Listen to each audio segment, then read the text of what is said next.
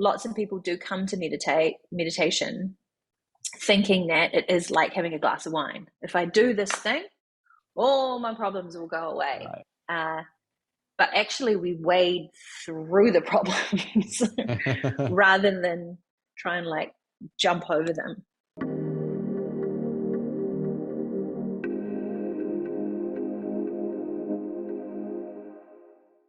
Claire Robbie, thank you so much for coming on the podcast. It's an absolute pleasure to have you here.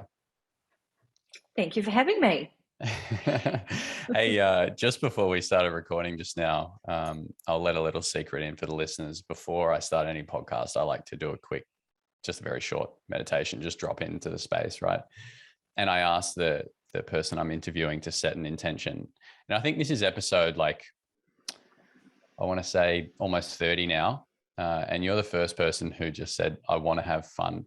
And I'm so stoked about that, because that is always my intention. And the guest is always like, oh yeah, forgot about that. Well, I think like the things that I often talk about can be quite heavy. And I don't want to be known as like this big downer telling people to stop drinking and sit still and meditate all the time. Yeah. Well, I mean, I think there is an element of fun of that at some stage through going through those things, right? Yeah, there are elements of fun and there are elements that are really not fun, for sure. Right. So how did you get into being such an advocate for meditation and helping people to stop drinking? Like, how did you fall into that space? It genuinely still surprises me. Like, I'm always telling my students, I wish you knew me 15 years ago, because you'd be shocked and horrified at the things I used to get up to. And essentially, in my late 20s, I found myself in an horrifically dark place. I lived in Los Angeles, and I'd really lost my way after, having a really good time at school. I did well at school. I was like debating captain, and I had all these lofty aspirations. And then when I went to university, I think university is where things started to get really out of control for me in terms of prioritizing partying and socializing and boys, these instant gratification type things, prioritizing that over these dreams and this vision I'd had for myself when I was younger at school. And so I left university with a random degree. I started studying law, and it was just too much. It was the first time in my life I felt really stupid, and like the lecturers were just like, wah, wah, wah, wah. So I stopped that. And I ended up with a degree in Russian politics and ancient history. Okay. Which is not going to get you a job potentially anywhere in New Zealand. Right. And so I ended up going overseas to Japan, and I lived there for 3 years. And over in Japan, I think the lostness was there. I did start working, though, for a radio station, this international radio station, and I started putting together little news bulletins. And one of my peripheral dreams when I'd been younger was to be a war correspondent. And this was kind of like a little gateway for me into journalism. So I worked there as well as teaching English, but I partied way too hard, and I got into some incredibly bad habits and hung out with all the wrong people. Managed to balance the work party situation pretty well, which I managed to do most of my 20s somehow. I always had jobs that I really did enjoy. And then I moved to China.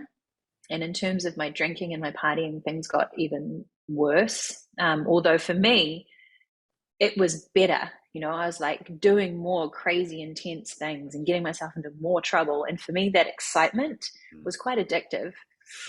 Got another job working for another radio station over there. And then, to cut a long story short, came back to New Zealand for a holiday. And at a wedding, I got incredibly drunk, which is what me and my mates always did at weddings.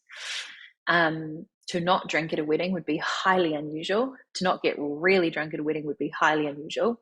But at this particular wedding, and I was only about 25, I tripped over and I landed on my own champagne glass and severed my patella tendon completely. And it was a really serious injury. I couldn't go back to China. I had to rehab it in New Zealand. And this pivotal moment didn't sort of highlight to me the problems with how much I was drinking, but it was a gateway into yoga for me. So I was told that I was going to have a limp and my leg would never be the same. And for some reason, I started practicing Bikram Yoga. I don't even know I don't even know how I stumbled upon the studio. Started practicing Bikram Yoga and I really liked it. It's the first sort of physical exercise that I'd done where there was kind of a stillness and a peace I would feel after the class. And at this point in my life, I was actually engaged, preparing to get married. And that relationship was incredibly volatile as well as the other elements in my life. Eventually, to try and cut a long story short, I got married. I moved to Los Angeles. When I moved to LA, I had to leave the very first job that I had seen a real trajectory for my life in. And I was a journalist for one of the leading broadcasters here in New Zealand. And I loved that job. But in my unconscious conditioning, because my husband wanted to move to America, it was just sort of assumed that I'd quit my job and move with him. And that's what happened. When I got to the States, that's when things sort of towards the end of my 20s, things really started to get out of control with my drinking. And I got a job eventually after we got our green cards, working in an environment that was really dangerous for someone like me. I ran events at a rooftop club in Hollywood. So all these different things were available. I was working really long hours. My marriage was not very healthy, to say the least. And for me, the most confusing part of this was I was deeply unhappy on the inside, like the confusion and even the depression, the anxiety, which I didn't have words for at the time, were percolating around under the surface. But on the surface, externally in our lives, we actually were doing really amazing things and ticking all these boxes that people, you sort of think that you're supposed to tick. So I'd gotten married, we had a lovely wedding. My husband had this amazing job in Hollywood. I was doing this. We traveled all the time. We had a property in New Zealand. So everything was like tick, tick, tick. And so I'd feel like a real sense of guilt and shame that I felt really, really bad about my life. And it got to the stage where I was having panic attacks and really dark ideas of how to get myself out of this situation, compounded by the fact that I drank a lot and I did drugs, which were completely socially acceptable in the circles that I kind of ran in. Had no idea about the correlation between your mental health and substances, no idea that they weren't good for, they're probably exacerbating what I was feeling. But I got to a point where I decided, it wasn't even a decision, it felt like I was kind of pushed in this direction, where I literally ghosted that life. I left my husband, quit that job, packed up my little Prius, didn't even know where I was going to go, drove off down Sunset Boulevard, literally. And I knew that I had to do something, but I just didn't know what. And percolating in the periphery was like, I think you should stop drinking. I think you should stop doing those things. But for the next few weeks after leaving my husband, because I used to blame him a lot for my drinking because he was a really heavy drinker. So I was like, it's his fault that I drink so much. But I kept doing it, even when I wasn't with him. So I was like, hang on, maybe it's not him. Maybe it's you. So eventually I had this one particular night where I had a really huge night out. A few things happened that were incredibly dangerous. And it's lucky that I got out of there relatively unscathed, but full of shame and just the sense of, you're better than this. You have to stop this. And a couple of days after that night, a friend of mine was doing a yoga teacher training. And, up until this stage, I'd done a little bit of Bikram. That was it. And I was like, I'm going to do that teacher training. I had no money, barely any yogic experience. And I locked myself into this with the last cash I had to this teacher training, not knowing what I was doing. And fortunately, at this time in Los Angeles, so this is 13 years ago now, the most amazing teachers were readily available to train with. And I went along to this first session hungover. And I sat there listening to what the teacher, his name is Jaco, he still has a studio in Los Angeles, an amazing man, was saying. And I just had this light bulb moment of like, I'm going to give up drinking for a year. And from the first day of that teacher training, what was a surprise to me was that yoga is not just poses. Yeah. It's a discipline. It's very, very ancient. It's thousands of years old. They don't even know when these practices started. And it's not just a discipline. It's not just tools. There's a code of conduct. There's things we do. There's things we don't do.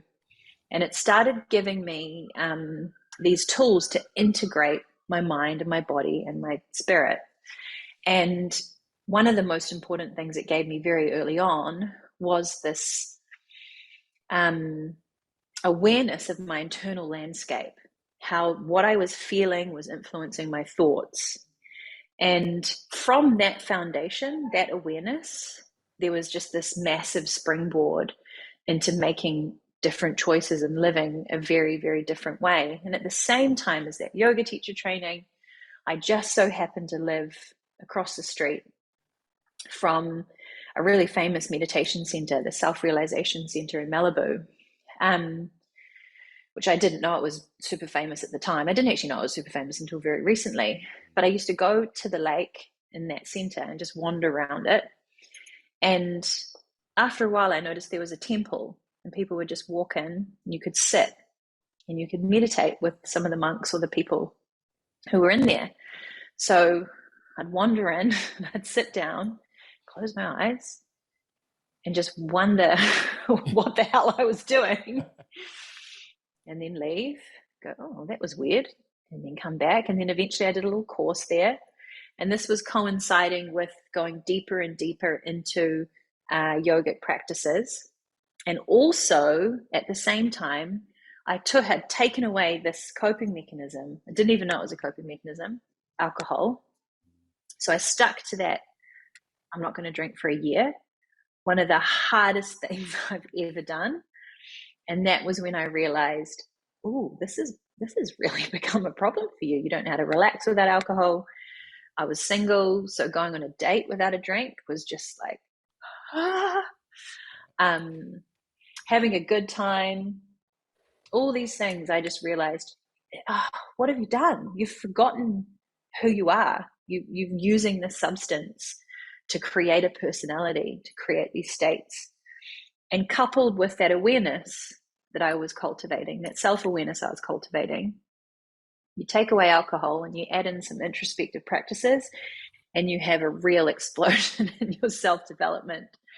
And that's kind of where it all started. And I've kept going. I've kept doing these things. I've committed my life to them. I'd always been a teacher. So weirdly, I taught speech and drama when I was young. I trained with the Trinity College to be a speech and drama teacher. And then I taught English. And I taught primary school in China as well. By saying I was a primary school teacher when I wasn't. I just kind of like faked my way into that job, which was an amazing job. And so communication and teaching, and then as a journalist, so telling stories and, talking to people has always been something I've loved. So I've always had a deep fascination with the human experience as well. And studying my own experience and the patterns within my behavior. And then as I've worked with people over the years with their meditation practice, helping people reset their relationship with alcohol, I think what I am good at is really seeing the patterns in human behavior, because we're very similar. We're so similar. And the recognition of that is in all the ancient traditions, in Buddhism and Hinduism and the yogic traditions. They all, they're thousands of years old, these practices, but everything they say stands true today. Mm-hmm. So we haven't changed. The coping mechanisms, the things we attach to, the things we desire, the flaws we have, our unconscious conditioning, it really has stayed the same through the eons. So seeing that within myself and recognizing that in other people, I think has been incredibly comforting for me, and hopefully in the work that I do, helping people become aware of that within themselves is comforting for them too. Wow. Yeah. What a journey. Been through some shit, for lack of a better expression. What is it about like that awareness that you were cultivating in that time and that you continue to cultivate that helps leading to long lasting change, or to just to seeing things a little bit differently? Well, you just kind of summed it up yourself, really. We can live our lives very unconsciously. And I do this exercise with people when I'm teaching them to meditate, where I'll take them by surprise and I'll have them lift up their arms and then open and close their hands. It's a Kundalini yoga exercise, and they have no idea how long they're going to do it for. Quite often it's in a group, so there's lots of people, and I'll say to them, okay, the first person to drop their hands has to come up and sing the national anthem in Te Reo Māori. So the looks on people's faces is like, yeah, and they keep doing it and they keep doing it. Right. And I drag it on for as long as I can. And then eventually I'll tell people to bring their hands down. They can sit down. Some of them won't bring their hands down because they think I'm like tricking them. They think it's a trick, yeah. Yeah. And then I'll have them close their eyes and become aware of what they're feeling. And then I'll have them reflect back, okay, what was this experience like? And on that sort of backward reflection, they'll talk about, I just didn't want to be the first person to drop my hands. It was really painful. There are some people who like it. I've had professional swimmers who could do this all day long, I did it with a law firm, and the competitiveness in the room was profound. And in that little exercise, you have this amazing contrast. Yeah, you have this burning sensation with the thoughts related to that sensation and what you're doing. And then the minute you drop your hands, you have the contrast, relaxation, softening. Thank God that's over. Oh my gosh, I didn't have to sing the national anthem. What is the national anthem? Oh my God, that would be terribly embarrassing. So even in that, there's a little example of how shame can work as a control mechanism for us, or the fear of feeling shame. And because I caught those people doing that exercise unawares, they're really involved in the whole process. They're participating. They're lost in it. Yeah. And then I get them to contemplate the awareness around what they were just thinking about when they were doing both those things, the contrast, the difference in feelings. And I show them, okay, that's awareness. Yeah, awareness of what's happening in your body, awareness of what was happening or is happening now in your mind. Let's do it again. Yeah, and so we do the exercise again. And this time, instead of being caught unawares and like swept up in the whole emotion thought chain without any kind of awareness, they can feel, okay, the sensation's exactly the same feeling. The thoughts might be different. Yeah. Well, they are noticing the quality of their thoughts, whether they like it, they don't like it, whether it feels good or bad, etc., etc. And then also when they drop their hands, they're aware of that contrast. Oh, my brain's telling me this is better. I like this. This is enjoyable. And that little exercise shows so many things about awareness. It shows you how the quality of how people kind of just get lost in an experience. So they're unconscious in an experience and they're being completely controlled by fear or shame. Yeah. And how the quality of what you're feeling in your body creates thought. And then it shows you the contrast. Okay, I preferred that over that. And it just gives you this beautiful little snapshot of the mind-body connection. Yeah, how sensation is creating thought.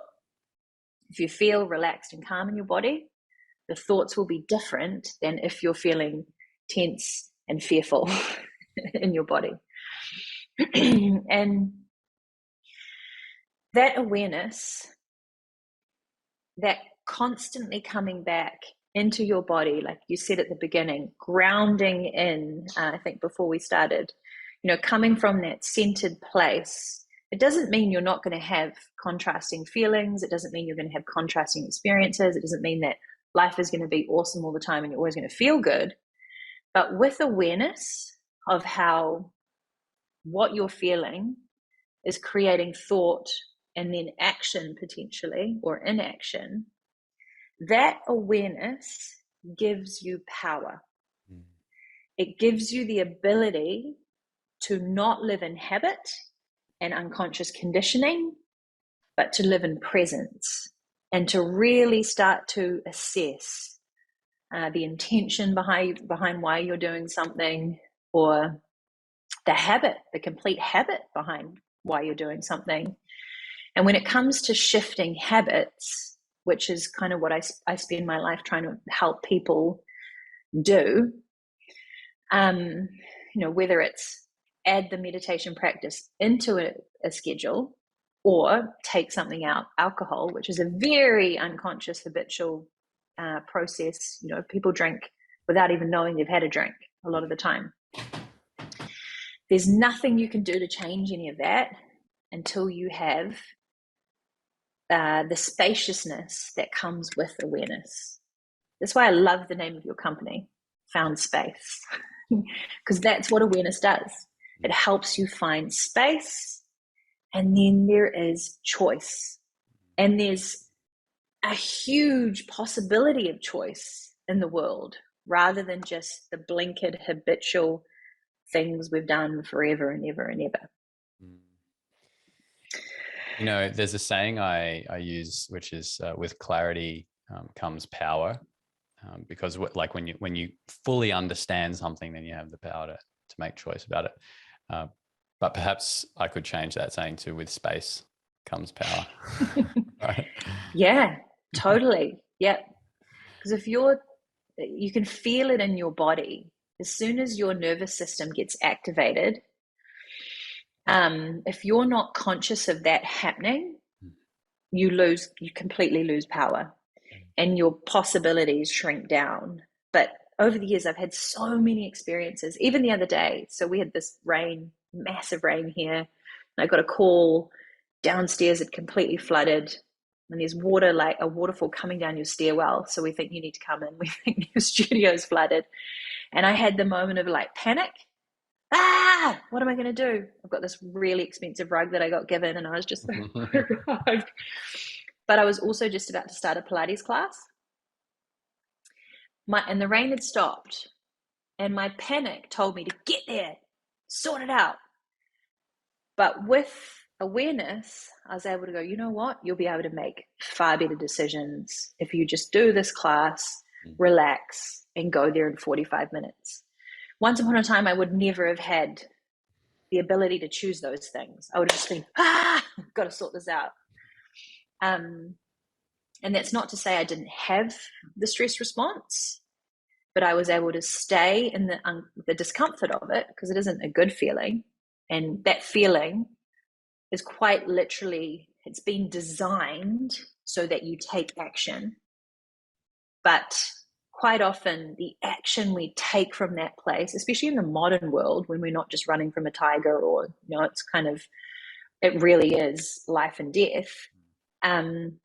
Quite often the action we take from there can trickle down into more disaster or more panic. Whereas that second action, and I calmed down and I did my class and I came here, nothing had actually been touched.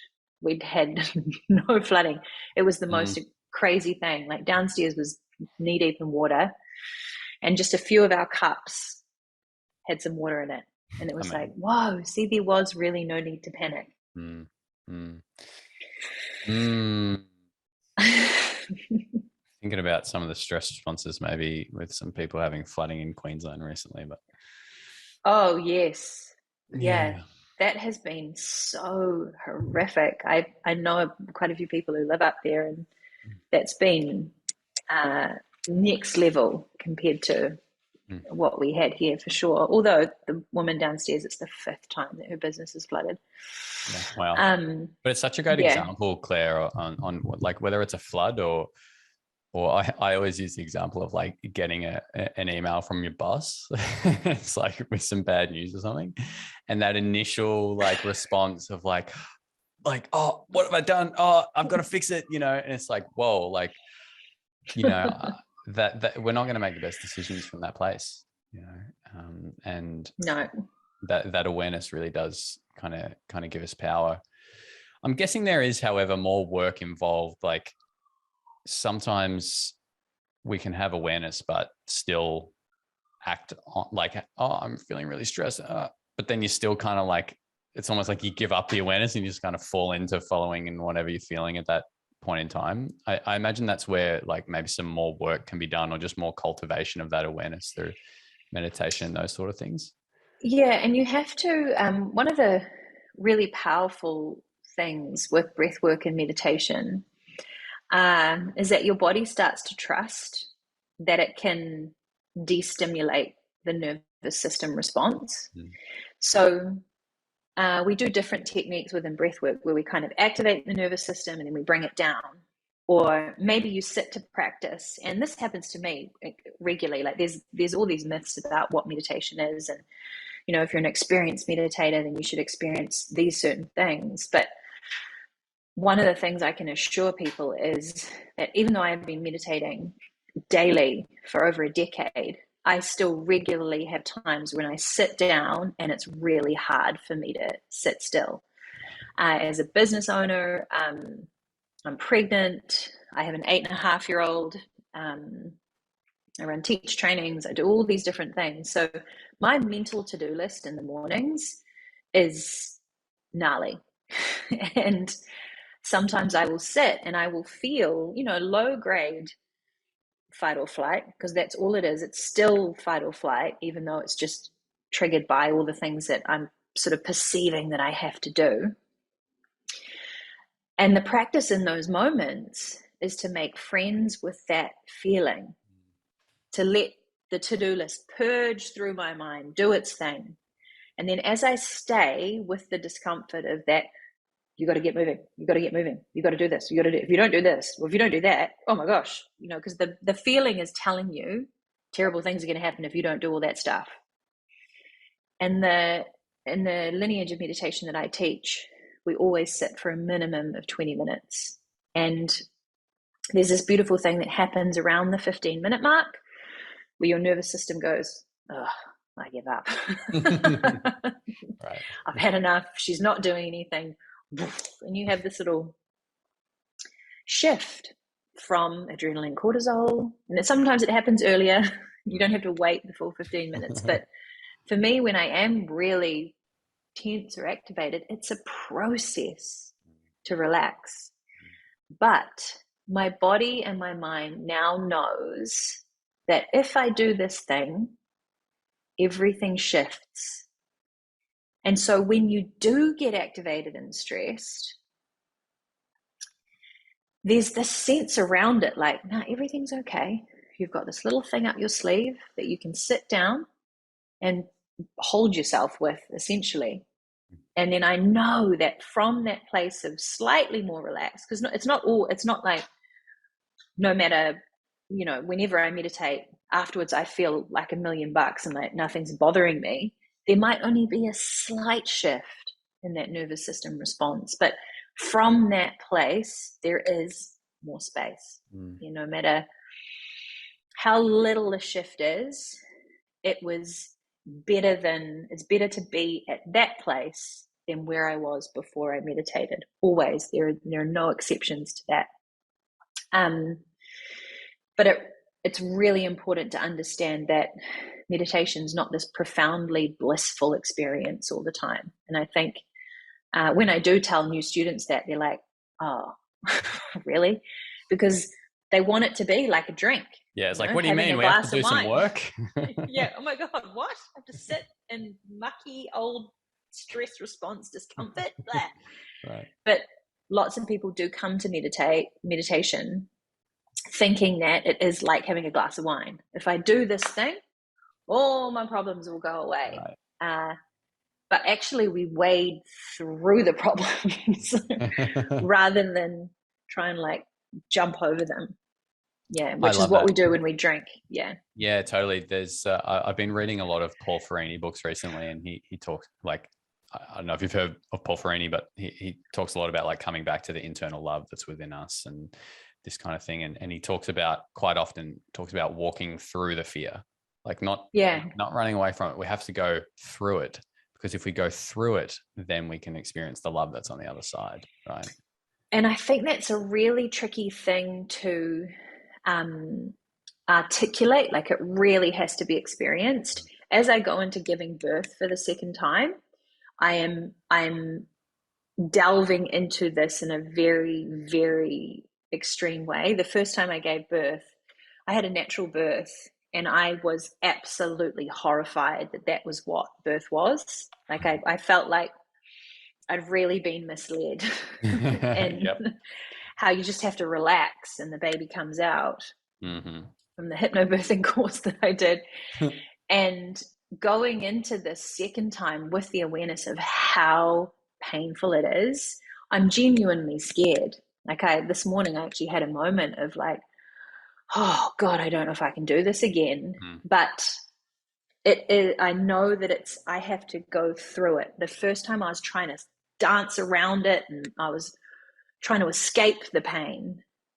But I know this time I have to relax into that. And on a smaller sensation level, that fight or flight response we have, in our bodies, to go through that, you have to find it. So you have to identify it in your body first. And you have to see the difference between the thoughts that the feeling creates. And then you just have to stay with that feeling. And you mentioned that sort of, there's an endless source of love within each of us, which is when some people start to switch off. You're like, what is this cheesy nonsense? But we are all plugged into a source. Yeah. And if we can bring our attention to that feeling, it's like we're bringing that source to that feeling. And when we give it our undivided attention and stay with it, rather than have a drink, have a coffee, work harder, the coolest thing happens in that feeling relaxes or dissolves. And quite often a similar thing will happen, and the feeling won't have the same amount of charge because we've started to integrate it. But it is really tricky to describe. Okay, how do I go through the fear? How do I actually fully experience the fear? And the answer is, you have to do the things that you're scared of to feel the feelings fully. Would you say that as, like, if we have the opportunity to, as some of these stressful moments come up, it could be beneficial to actually then go and sit and like really just feel it in that moment, if you can? That's exactly what we do in meditation, so you can even, with sort of hindsight, if you had something happen during the day and you had a really strong response, that evening in your practice, you can sort of remember what was said and you will have the feeling come back. The power of visualization is how anxiety is created. And you can practice being with that feeling. And then over time, what happens is you don't need to sit with your eyes closed in stillness for you to be doing the practice, you to be living your meditation, because meditation it's not this separate thing. Yeah. It's an integral part of our lives. I was just talking to a group of people that I've been teaching this morning, and someone said to me, My house is really noisy. Where should I practice? I could never find anywhere still enough or quiet enough to practice. And I was like, oh, well, you're not. You're never going to find the perfect place. The only time I've experienced complete silence was on my cousin's farm in the middle of nowhere, in the middle of New Zealand.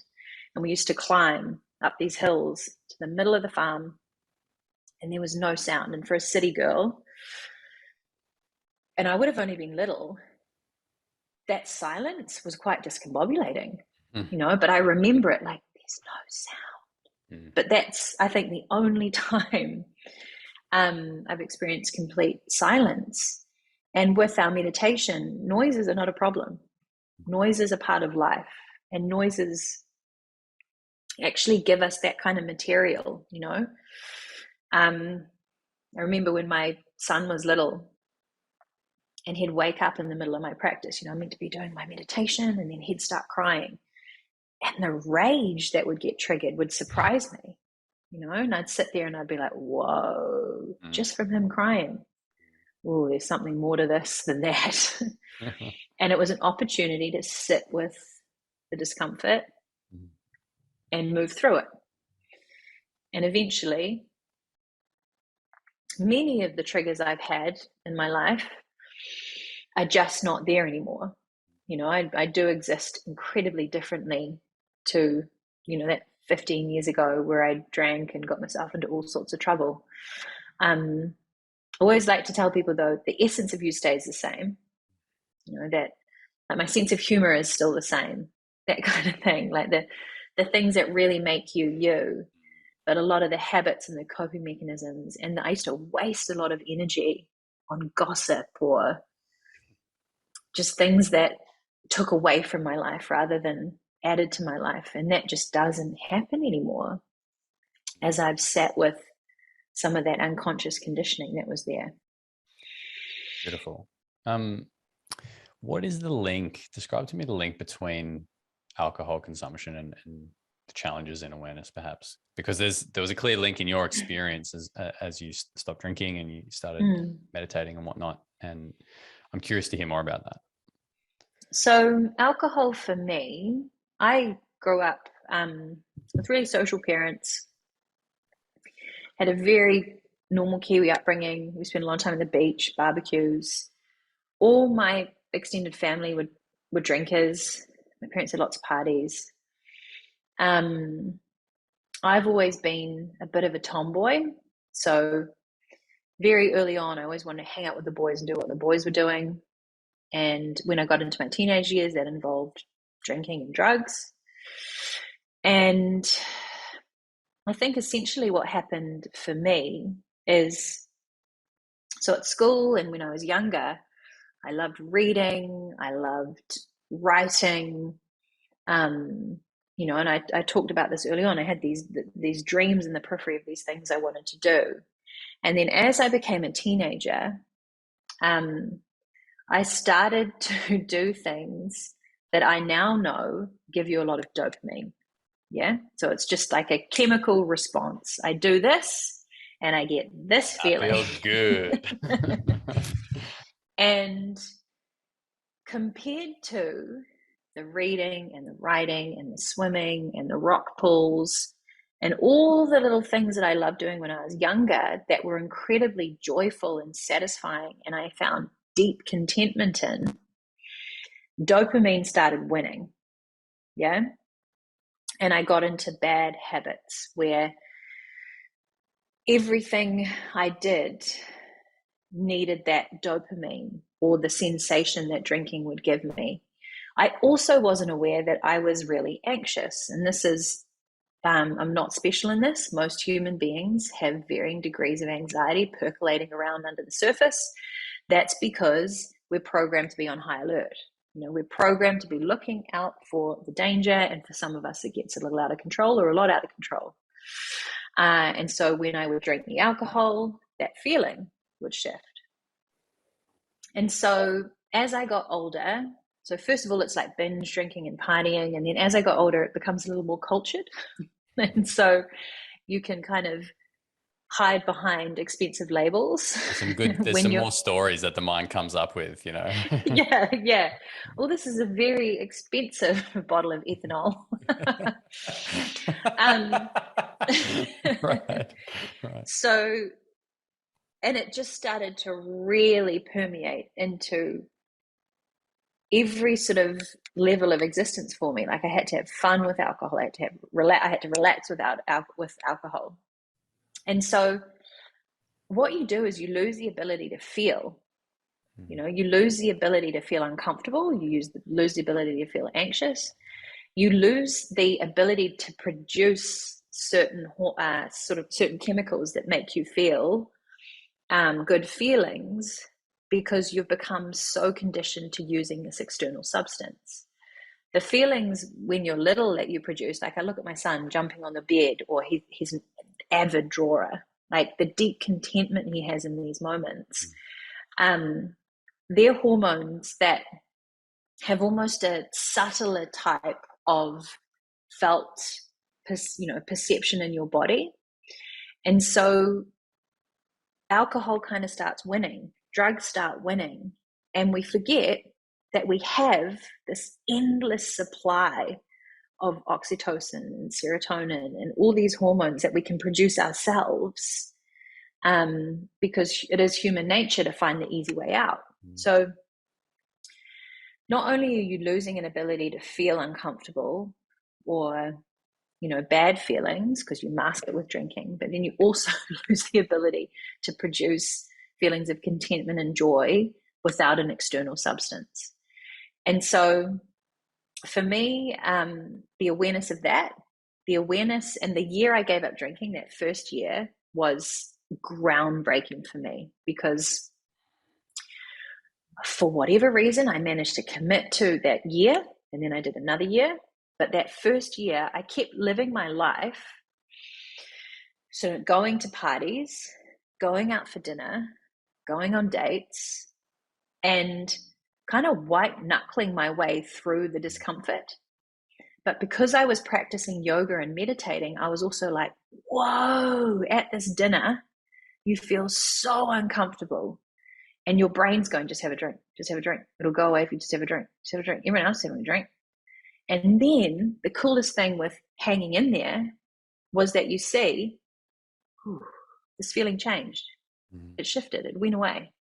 And weirdly for me, quite often after people had one or two drinks, as they relaxed, I would relax too. And I realized everyone's feeling the same. Everyone's feeling like this degree of social excitement or anxiety, and I'm feeling that as well. And then as soon as they drink, the resonance shifts and we all relax. Even though I haven't even had a drink, because energy is quite literally contagious, I would feel different. And so I had that whole year paying attention to myself, seeing when it was difficult. I was also going through a divorce, so there was a lot of emotion. It was highly charged. And it was a case of just hanging in there. I was able to commit, and there were times I had the wobbles, a few times I had wobbles, and fortunately I had two friends who they still drank and did things, but they knew how important this was to me. And so I remember one Thanksgiving, because I was still in the States then, everyone was drinking, and I was like, out loud, I was like, I'll just have a beer, like a beer's not really alcohol, is it? The usual justification. Yeah. And one of them just said to me, think about how you'll feel tomorrow. And that actually was a tool that I've used forever after that moment. Think about how I'll feel tomorrow if I have this. Physically, I'll probably, because one for me was never one. Physically, I'll feel yuck. And one of the coolest things in the world is never having a hangover ever again. Like that is, it's like the most golden, I almost feel high off the thought of never having to deal with a hangover. Think about how you'll feel tomorrow. And it wouldn't just be the hangover. I'd be really disappointed in myself. I'd probably feel a bit of shame and guilt. I feel like I have to start again. And so I just play it forward. And that was really helpful in as a tool to stop me having that first one. Yeah. And is alcohol analogous for other substances? In your case, it was alcohol, but for other people, it might be something else, smoking or coffee or Oh something. yeah. Yeah. Alcohol is only the tip of the iceberg, even for me. Because it can sound like I was a really serious alcoholic when I didn't drink any worse than the majority of my friends. And in fact, compared to most of the people in my circle, I didn't drink as much as them. But for me, it was a problem. But you can substitute any habit, action, behavior that you do to make yourself feel better or not feel or avoid the present moment, etc., etc. So shopping, and for me, shopping was like a real thing in my 20s. The dopamine you get from what's essentially a reward. You get this dopamine hit and you associate it with. So with shopping, it's looking a certain way, maybe even a little bit of status, depending on what you're buying. And so what you're essentially trying to do is fill a void or cover up an uncomfortable feeling or a self-worth something or other, or a sense of scarcity with an external thing. And the problem with that is you just need more and more and more of that external thing. Whereas when we start to do things like meditation, even exercise to a degree, but exercise can actually be a coping mechanism as well. It just fortunately doesn't have hangovers at the end of it, and you do get fitter and stronger, But even exercise can become dangerous for some people. At the end of the day, anything you're doing so as not to feel. There's so many things. Even I studied with a man called an amazing human being called Gabor Mate a few years ago, in a modality called compassionate inquiry. And he's written a book called In the Realm of Hungry Ghosts, which I read at the beginning of my sobriety journey, actually. And at first, I didn't think the book was relevant to me because it's about people who have really serious crack addictions. They're homeless. They're, from generations of really intense and horrific trauma. And you can kind of think, well, I'm just this binge drinking, I've only got this social drinking problem or whatever. But beautifully in this book, Gabor parallels these people that he worked with for 20 years with his addiction to buying classical music. And lots of people scoff, how bad is that? Like, that's not going to physically hurt you. It's not, changing your appearance. You still have a job, etc., etc. But the thing with his classical music addiction was he lied about it. He spent way too much money on it. It would come before his family, his wife. And so it was incredibly problematic. And the parallels between that in this book really gave me insight to all the little things that we use to cope. And in the modern world, if you think about how modern humans have made everything so comfortable, everything has been automated. We have hot water at the flick of a switch. We have electricity. We get in our car. For some people, getting on the bus is like, what a headache. That'd be so difficult, Right. Because we're deeply avoidant of discomfort. And the thing with discomfort is when you go through, when you realize you're avoiding certain sensations, like for example, with the silly bus example, you could start catching the bus and make a new friend. You could start catching the bus and read a whole entire book. There's all these possibilities that open up from us stepping into something that we have this perception that it's not going to be good or difficult. Yeah. Yeah, that makes me think of a book, The Surrender Experiment. Yes. And yeah, he talked about that exact thing. Like whenever he called it the ego, would come up with reasons as to why not to do something, then he did it. Like if I had great resistance to something, then I knew I had to do it. And it was always, as he called, like the hand of the universe, like, playing his life out for him. You touched in there about just in that book, you were saying he was lying about it. He wasn't telling his family and a couple other things. Are those some of the signature traits to be aware of to say, hey, I might be addicted to something here? Yeah, I think if you have shame around it, then potentially it might be a little problematic for you. And that shame is an interesting thing, because within the people I work with, helping them reset their relationship with alcohol, there is a real shift for people when they get comfortable telling people that they've got a problem. Like there's like a stable foundation that you can move from, because if you're kind of skirting around it or just not being honest with how problematic something is for you, then it's like you're stepping into thin air almost.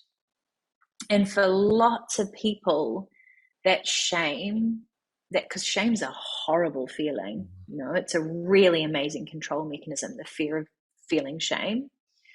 To step into that shame and feel it, just like stepping into the fear, just like any of these uncomfortable emotions, once you've like moved into it, then it doesn't scare you anymore. And you realize it's like you kind of come home to yourself. And the more comfortable you are with who you are, the easier life is, really. Like once you start to really know yourself, and that's what the practices of meditation and yoga too help you with. You really start to see who you are as a whole person, not just like the image you've created of perfection, this perfect person who does no wrong and ticks all these boxes. Once you start to see, I have these, what we might call flaws, or I have these desires, or I have these parts of me that, Jung and Freud talked about the shadow, or the unconscious part of us. There's these parts that we try and hide, but as we integrate them and we bring them to the light and we're not ashamed of them, then the beautiful little situation that eventuates is, if I don't have this shame, then I don't want to do the thing that I was doing to kind of cover up the shame. But it's awfully uncomfortable. And I had moments like when I first stopped drinking, so I gave up for 2 years, never did drugs again. And then I moved back to New Zealand as a single mum, and I started drinking again. Not much, but I had a lot of noise around it. Like, why are you doing this? Don't do that. I felt really guilty. I felt lots of shame because I was also teaching yoga, and there was just this disalignment. I had a devout meditation practice that I would navigate around having a wine. If I knew I was going to have a drink, then I'd have to practice beforehand. And then if I got up in the morning and I'd had a drink, I just feel awful. But and then there was a New Year's Eve 5.5 years ago now, or 5 and a bit years ago now, that I made the decision that I just wasn't going to drink anymore. And it was really easy for me to commit to that this time. But I started a group called No Beers Who Cares to try and find some people to hang out with, because I didn't really know anyone here in New Zealand who didn't drink. And I knew that I needed to find people so I wouldn't feel as lonely as last time. And I got some radio interviews and I started talking about my drinking. And my mum said to me one day, do you have to tell everyone so much? Like, do you think it's a good idea? What will people think? And I had this massive shame dump. It was after one particularly like vulnerable interview I'd given about drinking around my son, who was not yet 2. And I was I felt horrible. I was like this, oh God, what have I done? I felt like I was nude in front of the whole entire world. Right. I was like, oh my gosh, what are people going to think about me, etc. It's all the shame-based thoughts. Yeah. And then I got a message from someone saying, thank you for sharing that. You've helped me understand my situation a little better. And then I got another message, and then I got another one. And yes, it's external validation, but it was definitely helpful in going, okay. I'm not alone. It's not just me. I'm not just some like drunk loser. There are other people, successful people with families who are in a similar position. And maybe if we can talk about this, it might be helpful to more people. So that was really helpful with the shame. And then I just, because I never used to say, people would say, why don't you drink? And I'd never say, because I had a problem. I'd say some sort of flowery little answer, but then I just started saying, because it doesn't agree with me, and I had a problem with alcohol. And that just stops the conversation. It really, there's nowhere to go, there's nowhere for people to go. Quite often it makes people think, and if there's any resonance with them, they might ask you a little more. But unless someone's a complete asshole or has a really serious drinking problem that they're not confronting, you don't usually get a negative response when you just own that it didn't work for you. Words of wisdom right there. Yeah. It's like, well, I feel and function better without it, so I'm going to keep doing it. Yeah. And the only people who do challenge that, and this is something that I'm reminding people pretty consistently, is if it is a problem for them too. If there's stuff coming up when you say I'm not going to do this and you're getting funny feedback from people, it tends to mean that there's something in that that's bringing something up for them. And that might be uncomfortable for both of you because no one wants to feel like, it's one of the reasons lots of women drink is because they don't want other people to feel bad, which is it's a terrible reason to drink, I don't want my friend to feel bad about their drinking, so I'm going to have a drink. It's a terrible reason. But lots of people do that. There's a people-pleasing element in that. And you forget that you're at the expense of your own mental and physical and maybe even spiritual health. You're putting that person first, and maybe that sounds lovely, but long term, that's no bueno for you. Claire, it's coming towards the end of our beautiful conversation here. If people want to find out more about you and get in touch with you or work with you, where can they find you and how can they do that? The best place is Instagram at Claire Robbie. I also have a beautiful meditation school called the School of Modern Meditation, and we have lots of online classes, and we're just starting to get back into the studio after a very long time, which is amazing. So that's wearesomm.co. That has an Instagram also. So through either of those channels, it's really easy to get in touch with me. And even if people just have questions about meditation, where to start with meditation, and even if they have questions or anything in this conversation about alcohol, if anything has come up and you need some support or maybe a little point in the right direction, then that is quite literally what I've devoted my life to, helping people with, I call it resetting their relationship with alcohol, because it's not about completely giving up entirely for everyone. That's not the path for everyone. That's just the path that is working very well for me.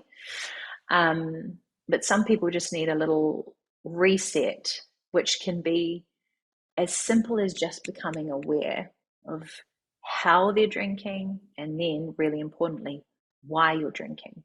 Why are you having that drink? And once you have that little flash of awareness, just like we spoke about at the beginning, there's the potential to make a different choice. Yeah. Awesome. Do you have any last words for all of the people listening right now? If you could say one last thing. I hope that was a little bit fun. It was fun for me. I love that. Hope it was a little bit fun. Stop drinking and sit still with your eyes closed. That's fun. Well, thank you so much for coming on. It's been an absolute pleasure, and hopefully I can have you back on sometime. Oh, I'd love that. Thanks, Alex. Awesome. Thanks, Claire. That was really good. Yeah? Yeah, I love that. Oh, cool. Yeah. How about yourself? Yeah, really cool. Yeah. Awesome. My favorite subjects. yeah, exactly. You're in your wheelhouse. Yeah. Yeah. How are you doing over there? How's everything going? I love what you're doing. Yeah, thank you. Yeah, things are going pretty well. In terms of found space, yeah, the business is really, I think we're really having an impact. And what I mean by impact, I don't really know, because I find it hard to define, but we say our purpose is to create a healthier world. And where I really feel like we're doing that, through this podcast, I get small amounts of feedback every now and then that it's really like people are really resonating with it and loving the conversations, through the saunas that we're putting into people's homes, helping them create a new healthy habit in their life, helping them find some space for themselves. Yeah. And with just the other content that we put out, people seem to really resonate with it. And for me, that's what it's about. If this conversation helps just one person and it shifts their trajectory, 1% in a better direction of where they're going, then my job here is done, because the impact of that over a lifetime is huge. So I know it's the same. Even I've just trained a bunch of new teachers. It's like a 14-month really intense process. And a big part of what I've tried to convey to them is, at first you may just get one person in your class. You might go to all this trouble to have this event, run this course, one person shows up. And that one person you may be able to do something for. For me, I really had to shift my ideas of success from like a numbers game to a quality game, and that was really profound, because you do, when you're beginning to do something, you are sort of judging it by the numbers, when it's a terrible way to judge things. Yeah, just one person is more than enough, for sure. Yeah, I love that. I recently released a book that I wrote called Health Supercharged. Oh, wow. And the goal, when I originally started writing that book, was like, the idea was like 4 years ago. And initially I was like, I'm going to write a book and it's really going to help grow my influence and all this stuff, And then by the time it got around to me actually having written it, edited it, and ready to release it, I only released it a couple of months ago. I didn't need to sell any copies. I didn't need it for what the original intention was. And so it was purely just like, if this helps one person, then I'm happy, Yeah. And I got some really beautiful feedback. Even within the first week, people bought a copy, read it, sent me some emails and things. And I'm just like, this is what it's about, And that was probably a testament to the fact that you enjoyed the process. Yeah. That's it. And that's, with my teachers, I've got such a good group of women. It was, I didn't really have to be, I didn't have any people who are in it sort of for the superficial ego of becoming a meditation teacher, which is a thing. Yeah. They're genuinely in the process. And so that slow start helps you really see what your intention is as well. Like, is my intention to sell millions of copies, or to actually verbalize this internal thing that's been living inside me and enjoy that process? Yeah. Love it. Good on you for having the commitment to write a book. Thanks. Yeah, it was a bit of a mission at times. But there are other times it was really enjoyable. Yeah. Have you always been a writer? You like writing? No, I don't even consider myself a writer. I like writing as a form of expression, but it's not something I do a lot. I just felt like I had something to say and something to share. So you know, I wrote it, you know, and Oh, that's cool. yeah. Yeah, I'm just going to take a photo Oh yeah, cool. for the old records Yeah. of the two of us. Yeah, that'd be great.